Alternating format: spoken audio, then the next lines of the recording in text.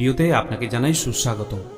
বলা হয় একটি রাধাষ্টমী ব্রত পালন করলে 1,00,000 একাদশী ব্রত পালনের সমান ফল লাভ হয় এবং 1000 কন্যাদানের সমান ফল পাওয়া যায়। একটি পর্বত প্রমাণ স্বর্ণ দান করলে যে ফল লাভ হয়, একটি রাধাষ্টমী ব্রত পালন করলে তার শতগুণ বেশি ফল প্রাপ্তি হয়। আজকের পর্বের ভিডিওতে আমরা জানব রাধাষ্টমী ব্রতের মাহাত্ম্য, কবে পালন করতে হবে এই ব্রত, বাড়িতে সহজ উপায়ে আপনি কিভাবে এই ব্রত পালন করতে পারবেন, সেই সব কিছু আমরা আজকের পর্বের ভিডিওতে জেনে নেব। এই বছর অর্থাৎ 2025 খ্রিস্টাব্দ বা 1432 বঙ্গাব্দে এই রাধাষ্টমী ব্রত পালন করতে হবে আগামী 14ই ভাদ্র বা 31শে অগস্ট রবিবার দিন। ভাদ্র মাসের শুক্লপক্ষের অষ্টমী তিথিতে পালিত হয় পবিত্র রাধাষ্টমী মহোৎসব ব্রত। গত দাপরলীলায় এই ভাদ্র মাসের শুক্লপক্ষের অষ্টমী তিথিতে মধ্যাহ্নকালে এবং অনুরাধা নক্ষত্রে বর্ষানা রাভেল গ্রামে শ্রীমতী রাধারানী আবির্ভূতা হন। ভগবান শ্রীকৃষ্ণের লাদিনী শক্তি রাধা ঠাকুরানী বৃষভানু মহারাজ এবং কীর্তিদা সুন্দরীর কন্যারূপে আবির্ভূতা হন। সেই কারণে এই তিথি অত্যন্ত মহত্বপূর্ণ এবং সারা পৃথিবীর লক্ষ লক্ষ ভক্তগণ এই তিথিকে উদযাপন করে থাকেন। পদ্মপুরাণে উল্লেখ করা হয়েছে, জন্মাষ্টমী ব্রতের থেকে অধিক মহত্বপূর্ণ হল এই রাধাষ্টমী ব্রত, তাই সকলে এই ব্রত অবশ্যই পালন করবেন। ভগবান শ্রীকৃষ্ণ হলেন পরম পুরুষোত্তম, পরম শক্তিমান এবং শ্রীমতী রাধা ঠাকুরানী হলেন ভগবানের লাদিনী শক্তি। তাই চৈতন্য চরিতামৃত গ্রন্থে উল্লেখ রয়েছে, রাধা পূর্ণ শক্তি, কৃষ্ণ পূর্ণ শক্তিমান, দুই বস্তুতে ভেদ নাহি, শাস্ত্রে রয়েছে প্রমাণ। অর্থাৎ তত্ত্বগতভাবে রাধা এবং কৃষ্ণের মধ্যে কোনো পার্থক্য নেই। তাই রাধারানীর কৃপা লাভ হলে আমরা পুরুষোত্তম ভগবানকেও সন্তুষ্ট করতে পারব। তো রাধা এবং কৃষ্ণ অভিন্ন, কিন্তু মাধুর্য রস আস্বাদনের জন্য তারা দুই দেহ ধারণ করেছিলেন। কিভাবে তারা দুই দেহ ধারণ করলেন? ভগবান শ্রীকৃষ্ণ বসে আছেন শতশৃঙ্গ পর্বতে। সেই শতশৃঙ্গ পর্বতের রাসমঞ্চে তার ইচ্ছায় তিনি নিজেকে আনন্দ প্রদানের জন্য তার বাম অঙ্গ থেকে শ্রীমতী রাধা ঠাকুরানীকে প্রকট করেছিলেন। রাধারানী আবির্ভূতা হয়ে তৎক্ষণাৎ ভগবানের সেবায় যুক্ত হওয়ার জন্য রাসমঞ্চের দিকে ধাবমান হলেন। সেই জন্য রাসমঞ্চের রা এবং তিনি যে ভগবানের সন্তুষ্টির জন্য পুষ্পচয়ন করতে ধাবমান হয়েছিলেন, সেখান থেকে ধা, এই দুয়ে মিলে রাধা শব্দের উৎপত্তি। শ্রীমতী রাধা ঠাকুরানী থেকেই সমস্ত লক্ষ্মীর প্রকাশ, সমস্ত গোপীগণের প্রকাশ এবং ভগবানের সমস্ত মহিষীগণের প্রকাশ। চৈতন্য চরিতামৃত গ্রন্থে এই সম্পর্কে বিশদ বর্ণনা আছে। পরমেশ্বর ভগবান শ্রীকৃষ্ণ হলেন সর্বশক্তিমান, তিনি সর্ব আকর্ষক। কৃষ্ণ শব্দের অর্থই হল যিনি সবকিছুকে আকর্ষণ করতে পারেন, কিন্তু শ্রীমতী রাধারানী স্বয়ং শ্রীকৃষ্ণকে আকর্ষণ করেন। পরমেশ্বর ভগবান শ্রীকৃষ্ণ তিনি মদনদেবকে মোহিত করেন বলে তার নাম হয়েছে মদন মোহন। আর শ্রীমতী রাধারানী হলেন মদন মোহন মোহিনী, কারণ তিনি ভগবান শ্রীকৃষ্ণ অর্থাৎ মদন মোহনকেও মোহিত করেন। প্রতি যুগে যুগে ভগবানের অংশ অবতার বা কলা অবতার রূপে আবির্ভূত হন বিভিন্ন কার্য সাধনের জন্য। এই প্রসঙ্গে শ্রীমদ্ ভাগবতের প্রথম স্কন্ধে বলা হয়েছে, এতে চাংশ কলা পুংস কৃষ্ণস্তু ভগবান স্বয়ং ইন্দ্রাড়ি ব্যাকুলম লোকম মৃয়য়ন্তী যুগে যুগে। অর্থাৎ কৃষ্ণ স্বয়ং ভগবান এবং তিনি বিভিন্ন উদ্দেশ্য সাধনের জন্য যুগে যুগে আসেন। শ্রীকৃষ্ণ হলেন সব অবতারের অবতারী। তিনি কিন্তু প্রতি যুগে আসেন না, তিনি আসেন ব্রহ্মার প্রতিকল্পে মাত্র একবার।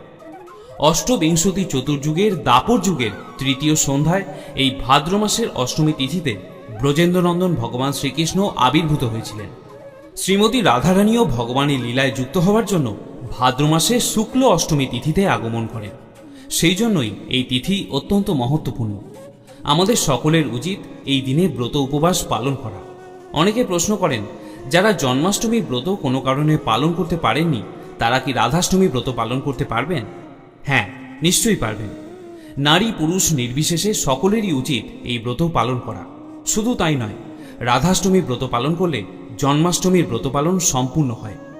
কিন্তু বর্তমান কলিযুগে কিছু কিছু মানুষ রয়েছেন যারা দুর্ভাগা। তারা এরকম বলে থাকেন যে কোনো শাস্ত্রে শ্রীমতী রাধারানীর অস্তিত্ব নেই। যদি কেউ আপনার কাছে এরকম বলে থাকেন, তাহলে বুঝবেন সে অত্যন্ত দুর্ভাগা, তার এখনো শুভ বুদ্ধির উদয় হয়নি, সে অত্যন্ত মূঢ়, তার সৎ বুদ্ধি বা সৎ জ্ঞানের এখনো বিকাশ হয়নি। কারণ সমস্ত শাস্ত্রে, শ্রুতিশাস্ত্র এবং স্মৃতিশাস্ত্রে শ্রীমতী রাধা ঠাকুরানীর মহিমা কীর্তন করা হয়েছে। দেবাদিদেব মহাদেব নিজেও রাধা ঠাকুরানীর মহিমা কীর্তন করেছেন। তাই যারা রাধারানীর অস্তিত্বকে মানেন না তারা ভগবান শিবকেও মানেন না। যদি তারা শিব ঠাকুরের চরণে অপরাধ করে এবং রাধারানীর চরণেও অপরাধ করে, ভেবে দেখুন তাদের কি গতি হবে। তাই তাদের কথা আপনি কেন শুনবেন?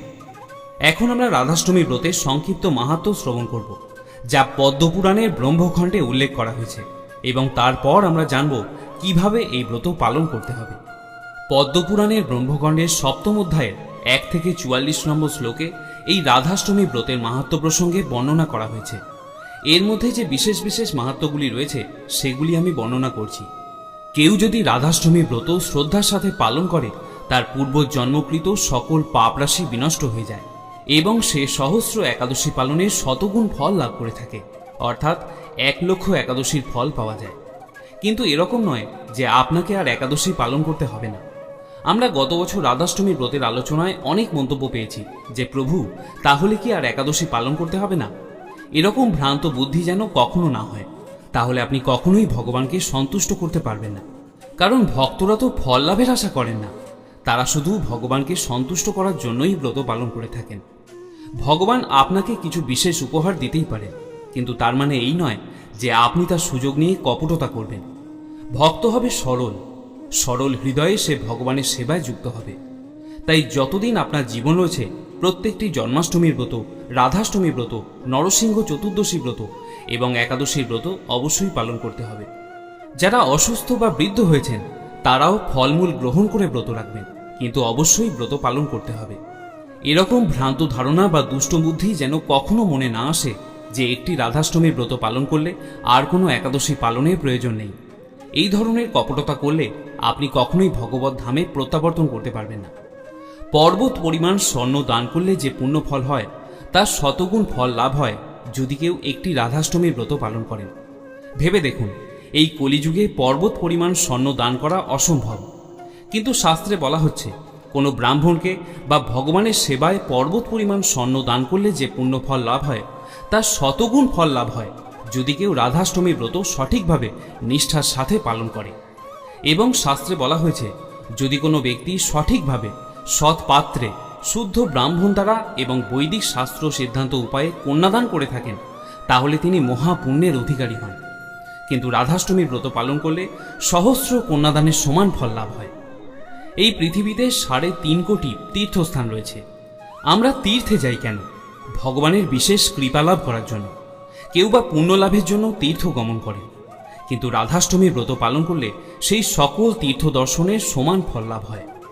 এমনকি কেউ যদি অশ্রদ্ধার সাথে, অভক্তির সাথেও রাধাষ্টমী ব্রত পালন করে, তবুও তার পূর্বপুরুষ তার কোটি কুল বৈকুণ্ঠে প্রবেশ করার বা ভগবত ধামে প্রবেশ করার যোগ্যতা লাভ করেন। তাদেরকে ভগবান সেই সুযোগ প্রদান করেন। তার সেই কোটি পূর্বপুরুষ এবং উত্তরপুরুষ তাদেরকে ভগবান সুযোগ প্রদান করবেন যেন তারা ভগবত ধামে প্রত্যাবর্তন করতে পারেন। পদ্মপুরাণের ব্রহ্মখণ্ডে আরও উল্লেখ রয়েছে, যদি কেউ রাধাষ্টমী ব্রত পালন না করে সে মূঢ় অর্থাৎ বোকা ব্যক্তি, তার শুভ বুদ্ধির এখনো উদয় হয়নি। যদি কেউ রাধাষ্টমী ব্রত পালন না করে, তাকে স্বয়ং দেবগণও নরক থেকে রেহাই দিতে পারে না। 100 কোটি কল্প তাদের নরকে বাস করতে হয়। এখানে বলে রাখি, এক কল্পের অর্থ হল মানুষের হিসাবে 432 কোটি বছর। 432 বছর নয়, কিন্তু 432 কোটি বছর। এর সাথে যদি আপনি 100 গুণন করেন, তত বছর তাকে নরকে বাস করতে হয় যদি সে রাধাষ্টমী ব্রত পালন না করে। আর যদি কোনো নারী সদবা হোক বা বিধবা হোক, সে যদি রাধাষ্টমী ব্রত পালন না করে, তাহলেও তাকে কোটি কল্পকাল নরকে বাস করতে হয়। এবং এরপর যদি কখনো তার মনুষ্য জন্ম লাভ হয়, যা অত্যন্ত দুর্লভ, যদি তার সেই সৌভাগ্য হয়েও থাকে, তাকেও অল্পকালে বৈধব্য যন্ত্রণা ভোগ করতে হয়। কিন্তু যদি কেউ রাধাষ্টমী ব্রত ভক্তির সাথে শ্রদ্ধার সঙ্গে পালন করেন এবং ব্রহ্মখণ্ডে উল্লেখিত ব্রত মাহাত্ম্য কথা শ্রবণ করেন, তাহলে তিনি অনন্তকাল বৈকুণ্ঠে ভগবানের পাদপদে থাকার সৌভাগ্য লাভ করেন। তো এইভাবে পদ্মপুরাণে রাধাষ্টমী ব্রতের অনেক মাহাত্ম্য বর্ণনা করা হয়েছে, যার মধ্যে কয়েকটি আমরা জানলাম। অনেকের মনে প্রশ্ন আসতে পারে যে শাস্ত্রে যে রাধাষ্টমী ব্রতের মাহাত্ম্যের কথা বলা হয়েছে, তা কি সরল মানুষকে ভয় দেখানোর জন্য? রাধাষ্টমী ব্রত না করলে এত এত ভয়ঙ্কর শাস্তি পেতে হবে? দেখুন, ভয় দেখানো কখনোই ভগবানের উদ্দেশ্য নয়। ব্রহ্মখণ্ডে যে নির্দেশনা প্রদান করা হয়েছে, তার উদ্দেশ্য হল আমরা যাতে সচেষ্ট হয়ে সচেতনতা সহকারে এই রাধাষ্টমী ব্রত পালন করি, যাতে আমরা ভুল না করি। মানুষ কখন ভুল করে? কেউ কখন আগুনে হাত দেয়? যখন সে জানে না যে আগুনে হাত দিলে হাত পুড়ে যেতে পারে। তাহলে কি এরকম আমরা বলতে পারি যে আগুনে যখন হাত পুড়ে যায় তখন ভগবান আগুন কেন সৃষ্টি করলেন? মানুষকে ভয় দেখানোর জন্য? না, তা কখনোই নয়। আগুনের নির্দিষ্ট ধর্ম রয়েছে, উপকারিতা রয়েছে, কিন্তু আগুনে হাত দিলে হাত পুড়ে যায় জেনে বুদ্ধিমানরা কখনোই আগুনে হাত দেবেন না। তাই পদ্মপুরাণে রাধাষ্টমী ব্রতের মাহাত্ম্যে যা যা বলা হয়েছে, যে এই ব্রত পালন না করলে কি কি শাস্তি ভোগ করতে হয়, কি পাপ মানুষকে স্পর্শ করে, তার মাধ্যমে এটাই বলা হচ্ছে যে ভগবানের সন্তুষ্টির জন্য মাত্র একদিন যাতে আমরা রাধাষ্টমীর ব্রত অবশ্যই পালন করি। এই তিথি হলো আনন্দের উৎসব, শ্রী রাধিকার আবির্ভাবের আনন্দ। তাহলে ভয় দেখানো কখনোই উদ্দেশ্য নয়। সারা পৃথিবীর লক্ষ লক্ষ ভক্ত সারা বছর এই তিথির জন্য অপেক্ষা করে থাকেন। তারা আনন্দের সঙ্গে উপবাস করেন, ভগবানের সেবা পূজা করেন। কিন্তু যারা অনেক বেশি পাপে আচ্ছন্ন, মূর্খ, বোকা, যারা ভাবে যে আমার অনেক ধনসম্পত্তি আছে, অনেক প্রতিপত্তি আছে, আমার রাধাষ্টমী পালন না করলেও চলবে, শাস্ত্রের এই নির্দেশনা হলো তাদের জন্য। কারণ তারা ভগবানের নির্দেশকে লঙ্ঘন করছে, শাস্ত্র বাক্যকে লঙ্ঘন করছে, যে কারণে তাদের নরক যন্ত্রণা ভোগ করতে হবে, কঠিন শাস্তি ভোগ করতে হবে। সকলকে ভয় দেখানো হয়নি।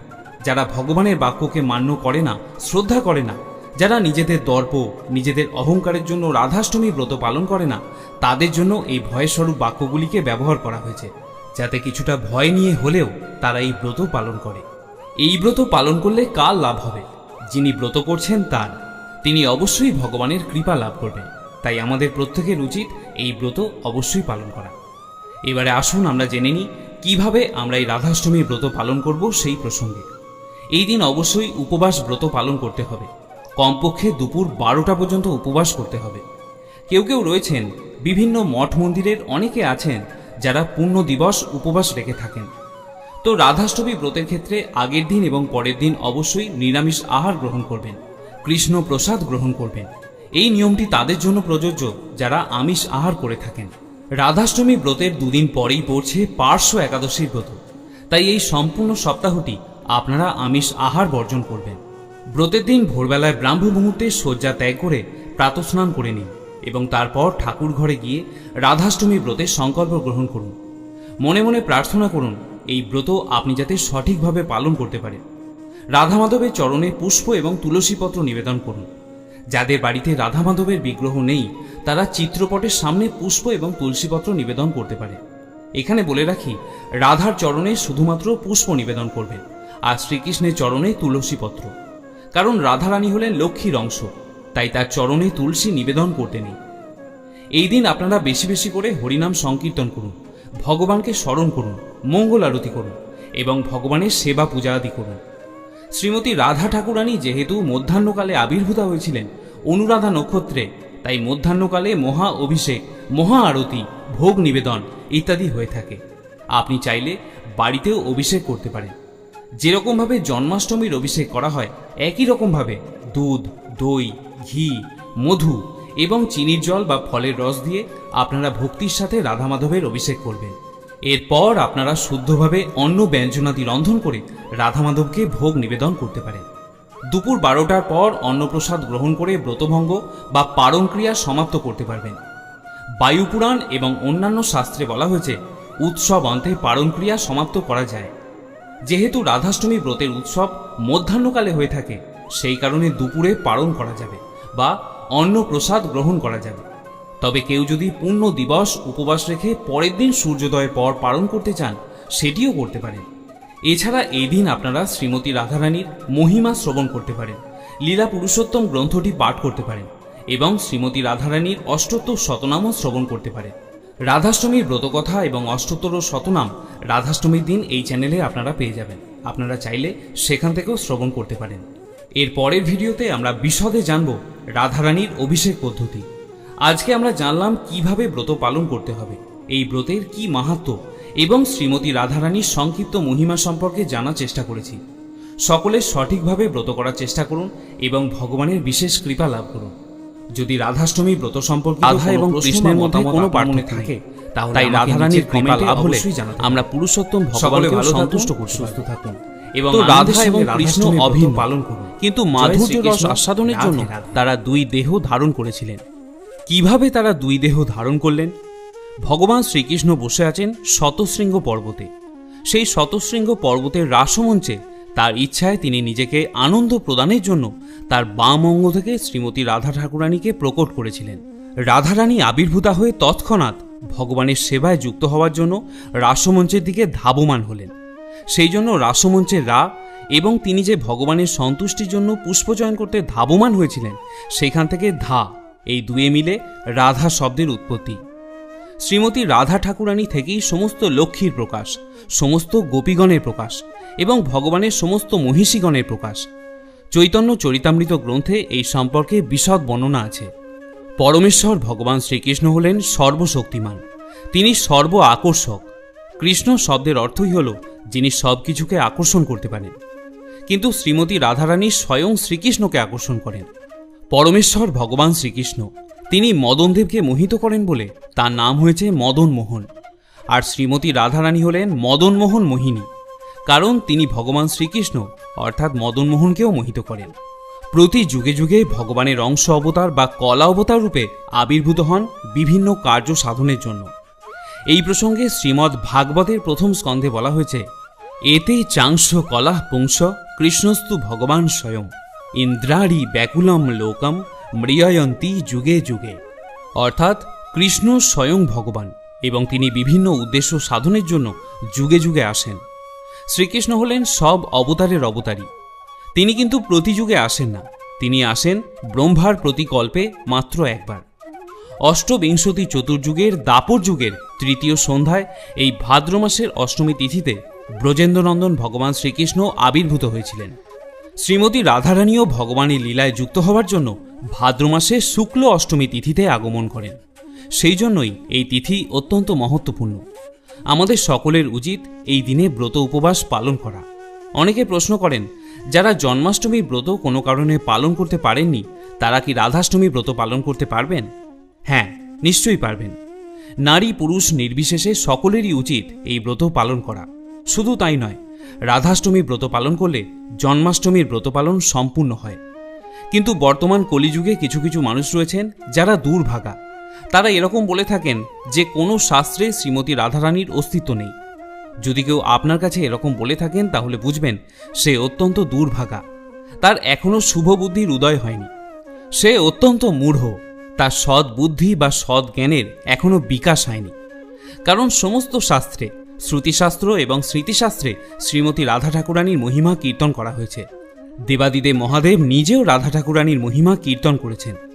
তাই যারা রাধারানীর অস্তিত্বকে মানেন না, তারা ভগবান শিবকেও মানেন না। যদি তারা শিব ঠাকুরের চরণে অপরাধ করে এবং রাধারানীর চরণেও অপরাধ করে, ভেবে দেখুন তাদের কি গতি হবে। তাই তাদের কথা আপনি কেন শুনবেন? এখন আমরা রাধাষ্টমী ব্রতের সংক্ষিপ্ত মাহাত্ম্য শ্রবণ করব, যা পদ্মপুরাণের ব্রহ্মখণ্ডে উল্লেখ করা হয়েছে, এবং তারপর আমরা জানব কিভাবে এই ব্রত পালন করতে হবে। পদ্মপুরাণের ব্রহ্মখণ্ডের সপ্তম অধ্যায়ের 1 থেকে 44 নম্বর শ্লোকে এই রাধাষ্টমী ব্রতের মাহাত্ম্য প্রসঙ্গে বর্ণনা করা হয়েছে। এর মধ্যে যে বিশেষ বিশেষ মাহাত্ম্যগুলি রয়েছে সেগুলি আমি বর্ণনা করছি। কেউ যদি রাধাষ্টমী ব্রত শ্রদ্ধার সাথে পালন করে, তার পূর্বজন্মকৃত সকল পাপরাশি বিনষ্ট হয়ে যায় এবং সে সহস্র একাদশী পালনের শতগুণ ফল লাভ করে থাকে, অর্থাৎ 1 লক্ষ একাদশীর ফল পাওয়া যায়। কিন্তু এরকম নয় যে আপনাকে আর একাদশী পালন করতে হবে না। আমরা গত বছর রাধাষ্টমীর ব্রতের আলোচনায় অনেক মন্তব্য পেয়েছি যে প্রভু, তাহলে কি আর একাদশী পালন করতে হবে না? এরকম ভ্রান্ত বুদ্ধি যেন কখনো না হয়, তাহলে আপনি কখনোই ভগবানকে সন্তুষ্ট করতে পারবেন না। কারণ ভক্তরা তো ফল লাভের আশা করেন না, তারা শুধু ভগবানকে সন্তুষ্ট করার জন্যই ব্রত পালন করে থাকেন। ভগবান আপনাকে কিছু বিশেষ উপহার দিতেই পারেন, কিন্তু তার মানে এই নয় যে আপনি তার সুযোগ নিয়ে কপটতা করবেন। ভক্ত হবে সরল, সরল হৃদয়ে সে ভগবানের সেবায় যুক্ত হবে। তাই যতদিন আপনার জীবন রয়েছে, প্রত্যেকটি জন্মাষ্টমীর ব্রত, রাধাষ্টমী ব্রত, নরসিংহ চতুর্দশী ব্রত এবং একাদশীর ব্রত অবশ্যই পালন করতে হবে। যারা অসুস্থ বা বৃদ্ধ হয়েছেন, তারাও ফলমূল গ্রহণ করে ব্রত রাখবেন, কিন্তু অবশ্যই ব্রত পালন করতে হবে। এরকম ভ্রান্ত ধারণা বা দুষ্ট বুদ্ধি যেন কখনো মনে না আসে যে একটি রাধাষ্টমীর ব্রত পালন করলে আর কোনো একাদশী পালনের প্রয়োজন নেই। এই ধরনের কপটতা করলে আপনি কখনোই ভগবত ধামে প্রত্যাবর্তন করতে পারবেন না। পর্বত পরিমাণ স্বর্ণ দান করলে যে পুণ্য ফল হয় তার শতগুণ ফল লাভ হয় যদি কেউ একটি রাধাষ্টমীর ব্রত পালন করেন। ভেবে দেখুন, এই কলিযুগে পর্বত পরিমাণ স্বর্ণ দান করা অসম্ভব, কিন্তু শাস্ত্রে বলা হচ্ছে কোনো ব্রাহ্মণকে বা ভগবানের সেবায় পর্বত পরিমাণ স্বর্ণ দান করলে যে পুণ্য ফল লাভ হয় তার শতগুণ ফল লাভ হয় যদি কেউ রাধাষ্টমী ব্রত সঠিকভাবে নিষ্ঠার সাথে পালন করে। এবং শাস্ত্রে বলা হয়েছে যদি কোনো ব্যক্তি সঠিকভাবে সৎ পাত্রে শুদ্ধ ব্রাহ্মণ দ্বারা এবং বৈদিক শাস্ত্র সিদ্ধান্ত উপায়ে কন্যাদান করে থাকেন তাহলে তিনি মহাপুণ্যের অধিকারী হন। কিন্তু রাধাষ্টমীর ব্রত পালন করলে সহস্র কন্যাদানের সমান ফল লাভ হয়। এই পৃথিবীতে 3.5 কোটি তীর্থস্থান রয়েছে। আমরা তীর্থে যাই কেন? ভগবানের বিশেষ কৃপা লাভ করার জন্য। কেউ বা পুণ্য লাভের জন্য তীর্থ গমন করেন, কিন্তু রাধাষ্টমীর ব্রত পালন করলে সেই সকল তীর্থ দর্শনের সমান ফল লাভ হয়। এমনকি কেউ যদি অশ্রদ্ধার সাথে অভক্তির সাথেও রাধাষ্টমীর ব্রত পালন করে তবুও তার পূর্বপুরুষ তার কোটি কুল বৈকুণ্ঠে প্রবেশ করার বা ভগবত ধামে প্রবেশ করার যোগ্যতা লাভ করেন। তাদেরকে ভগবান সেই সুযোগ প্রদান করেন। তার সেই কোটি পূর্বপুরুষ এবং উত্তরপুরুষ তাদেরকে ভগবান সুযোগ প্রদান করবেন যেন তারা ভগবত ধামে প্রত্যাবর্তন করতে পারেন। পদ্মপুরাণের ব্রহ্মখণ্ডে আরও উল্লেখ রয়েছে যদি কেউ রাধাষ্টমী ব্রত পালন না করে সে মূঢ় অর্থাৎ বোকা ব্যক্তি, তার শুভ বুদ্ধির এখনও উদয় হয়নি। যদি কেউ রাধাষ্টমী ব্রত পালন না করে তাকে স্বয়ং দেবগণও নরক থেকে রেহাই দিতে পারেন না। 100 কোটি কল্প তাদের নরকে বাস করতে হয়। এখানে বলে রাখি, এক কল্পের অর্থ হল মানুষের হিসাবে 432 কোটি বছর। 432 বছর নয়, কিন্তু 432 কোটি বছর। এর সাথে যদি আপনি 100 গুণন করেন তত বছর তাকে নরকে বাস করতে হয় যদি সে রাধাষ্টমী ব্রত পালন না করে। আর যদি কোনো নারী সধবা হোক বা বিধবা হোক সে যদি রাধাষ্টমী ব্রত পালন না করে তাহলেও তাকে কোটি কল্পকাল নরকে বাস করতে হয়।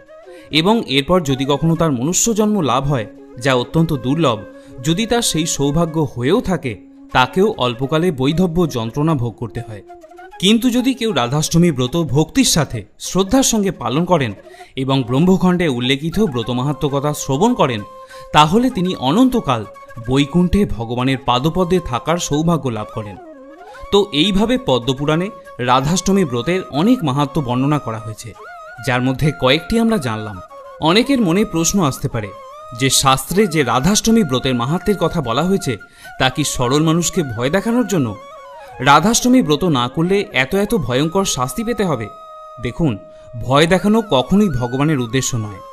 ব্রহ্মখণ্ডে যে নির্দেশনা প্রদান করা হয়েছে তার উদ্দেশ্য হল আমরা যাতে সচেষ্ট হয়ে সচেতনতা সহকারে এই রাধাষ্টমী ব্রত পালন করি, যাতে আমরা ভুল না করি। মানুষ কখন ভুল করে? কেউ কখন আগুনে হাত দেয়? যখন সে জানে না যে আগুনে হাত দিলে হাত পুড়ে যেতে পারে। তাহলে কি এরকম আমরা বলতে পারি যে আগুনে যখন হাত পুড়ে যায় তখন ভগবান আগুন কেন সৃষ্টি করলেন? মানুষকে ভয় দেখানোর জন্য? না, তা কখনোই নয়। আগুনের নির্দিষ্ট ধর্ম রয়েছে, উপকারিতা রয়েছে, কিন্তু আগুনে হাত দিলে হাত পুড়ে যায় জেনে বুদ্ধিমানরা কখনোই আগুনে হাত দেবেন না। তাই পদ্মপুরাণে রাধাষ্টমী ব্রতের মাহাত্ম্যে যা যা বলা হয়েছে যে এই ব্রত পালন না করলে কি কি শাস্তি ভোগ করতে হয়, কি পাপ মানুষকে স্পর্শ করে, তার মাধ্যমে এটাই বলা হচ্ছে যে ভগবানের সন্তুষ্টির জন্য মাত্র একদিন যাতে আমরা রাধাষ্টমীর ব্রত অবশ্যই পালন করি। এই তিথি হল আনন্দের উৎসব, শ্রী রাধিকার আবির্ভাবের আনন্দ। তাহলে ভয় দেখানো কখনোই উদ্দেশ্য নয়। সারা পৃথিবীর লক্ষ লক্ষ ভক্ত সারা বছর এই তিথির জন্য অপেক্ষা করে থাকেন। তারা আনন্দের সঙ্গে উপবাস করেন, ভগবানের সেবা পূজা করেন। কিন্তু যারা অনেক বেশি পাপে আচ্ছন্ন, মূর্খ, বোকা, যারা ভাবে যে আমার অনেক ধনসম্পত্তি আছে, অনেক প্রতিপত্তি আছে, আমার রাধাষ্টমী পালন না করলেও চলবে, শাস্ত্রের এই নির্দেশনা হলো তাদের জন্য। কারণ তারা ভগবানের নির্দেশকে লঙ্ঘন করছে, শাস্ত্র বাক্যকে লঙ্ঘন করছে, যে কারণে তাদের নরক যন্ত্রণা ভোগ করতে হবে, কঠিন শাস্তি ভোগ করতে হবে। সকলকে ভয় দেখানো হয়নি। যারা ভগবানের বাক্যকে মান্য করে না, শ্রদ্ধা করে না, যারা নিজেদের দর্প, নিজেদের অহংকারের জন্য রাধাষ্টমী ব্রত পালন করে না, তাদের জন্য এই ভয়স্বরূপ বাক্যগুলিকে ব্যবহার করা হয়েছে, যাতে কিছুটা ভয় নিয়ে হলেও তারা এই ব্রত পালন করে। এই ব্রত পালন করলে কার লাভ হবে? যিনি ব্রত করছেন তার, তিনি অবশ্যই ভগবানের কৃপা লাভ করবেন। তাই আমাদের প্রত্যেকের উচিত এই ব্রত অবশ্যই পালন করা। এবারে আসুন আমরা জেনে নিই কিভাবে আমরা এই রাধাষ্টমীর ব্রত পালন করব সেই প্রসঙ্গে। এই দিন অবশ্যই উপবাস ব্রত পালন করতে হবে। কমপক্ষে দুপুর 12টা পর্যন্ত উপবাস করতে হবে। কেউ কেউ রয়েছেন, বিভিন্ন মঠ মন্দিরের অনেকে আছেন যারা পূর্ণ দিবস উপবাস রেখে থাকেন। তো রাধাষ্টমী ব্রতের ক্ষেত্রে আগের দিন এবং পরের দিন অবশ্যই নিরামিষ আহার গ্রহণ করবেন, কৃষ্ণ প্রসাদ গ্রহণ করবেন। এই নিয়মটি তাদের জন্য প্রযোজ্য যারা আমিষ আহার করে থাকেন। রাধাষ্টমী ব্রতের দুদিন পরেই পড়ছে পার্শ্ব একাদশীর ব্রত, তাই এই সম্পূর্ণ সপ্তাহটি আপনারা আমিষ আহার বর্জন করবেন। ব্রতের দিন ভোরবেলায় ব্রাহ্ম মুহূর্তে শয্যা ত্যাগ করে প্রাতঃস্নান করে নিন এবং তারপর ঠাকুর ঘরে গিয়ে রাধাষ্টমী ব্রতের সংকল্প গ্রহণ করুন। মনে মনে প্রার্থনা করুন এই ব্রত আপনি যাতে সঠিকভাবে পালন করতে পারেন। রাধা মাধবের চরণে পুষ্প এবং তুলসীপত্র নিবেদন করুন। যাদের বাড়িতে রাধা মাধবের বিগ্রহ নেই তারা চিত্রপটের সামনে পুষ্প এবং তুলসীপত্র নিবেদন করতে পারেন। এখানে বলে রাখি, রাধার চরণে শুধুমাত্র পুষ্প নিবেদন করবেন আর শ্রীকৃষ্ণের চরণে তুলসীপত্র, কারণ রাধারানী হলেন লক্ষ্মীর অংশ, তাই তার চরণে তুলসী নিবেদন করতে নেই। এই দিন আপনারা বেশি বেশি করে হরিনাম সংকীর্তন করুন, ভগবানকে স্মরণ করুন, মঙ্গল আরতি করুন এবং ভগবানের সেবা পূজা আদি করুন। শ্রীমতী রাধা ঠাকুরানী যেহেতু মধ্যাহ্নকালে আবির্ভূতা হয়েছিলেন অনুরাধা নক্ষত্রে, তাই মধ্যাহ্নকালে মহা অভিষেক, মহা আরতি, ভোগ নিবেদন ইত্যাদি হয়ে থাকে। আপনি চাইলে বাড়িতেও অভিষেক করতে পারেন। যেরকমভাবে জন্মাষ্টমীর অভিষেক করা হয় একই রকমভাবে দুধ, দই, ঘি, মধু এবং চিনির জল বা ফলের রস দিয়ে আপনারা ভক্তির সাথে রাধা মাধবের অভিষেক করবেন। এরপর আপনারা শুদ্ধভাবে অন্ন ব্যঞ্জনাদি রন্ধন করে রাধা মাধবকে ভোগ নিবেদন করতে পারেন। দুপুর 12টার পর অন্নপ্রসাদ গ্রহণ করে ব্রতভঙ্গ বা পারণ ক্রিয়া সমাপ্ত করতে পারবেন। বায়ুপুরাণ এবং অন্যান্য শাস্ত্রে বলা হয়েছে উৎসব অন্তে পারণ ক্রিয়া সমাপ্ত করা যায়। যেহেতু রাধাষ্টমী ব্রতের উৎসব মধ্যাহ্নকালে হয়ে থাকে, সেই কারণে দুপুরে পারণ করা যাবে বা অন্নপ্রসাদ গ্রহণ করা যাবে। তবে কেউ যদি পূর্ণ দিবস উপবাস রেখে পরের দিন সূর্যোদয়ের পর পালন করতে চান সেটিও করতে পারেন। এছাড়া এই দিন আপনারা শ্রীমতী রাধারানীর মহিমা শ্রবণ করতে পারেন, লীলা পুরুষোত্তম গ্রন্থটি পাঠ করতে পারেন এবং শ্রীমতী রাধারানীর অষ্টোত্তর শতনামও শ্রবণ করতে পারেন। রাধাষ্টমীর ব্রতকথা এবং অষ্টোত্তর শতনাম রাধাষ্টমীর দিন এই চ্যানেলে আপনারা পেয়ে যাবেন। আপনারা চাইলে সেখান থেকেও শ্রবণ করতে পারেন। এর পরের ভিডিওতে আমরা বিশদে জানব রাধারানীর অভিষেক পদ্ধতি। আজকে আমরা জানলাম কিভাবে ব্রত পালন করতে হবে, এই ব্রতের কি মাহাত্ম্য এবং শ্রীমতী রাধারানীর সংক্ষিপ্ত মহিমা সম্পর্কে জানার চেষ্টা করেছি। সকলে সঠিকভাবে ব্রত করার চেষ্টা করুন এবং ভগবানের বিশেষ কৃপা লাভ করুন। যদি রাধাষ্টমী ব্রত সম্পর্কিত কোনো প্রশ্ন বা মতামত আপনার মনে থাকে তাহলে আমাকে নিচের কমেন্টে অবশ্যই জানাতে পারেন। সকলে ভালো থাকুন, সুস্থ থাকুন এবং আনন্দের সঙ্গে রাধাষ্টমী ব্রত পালন করুন। জয় শ্রীকৃষ্ণ। রাধে রাধে।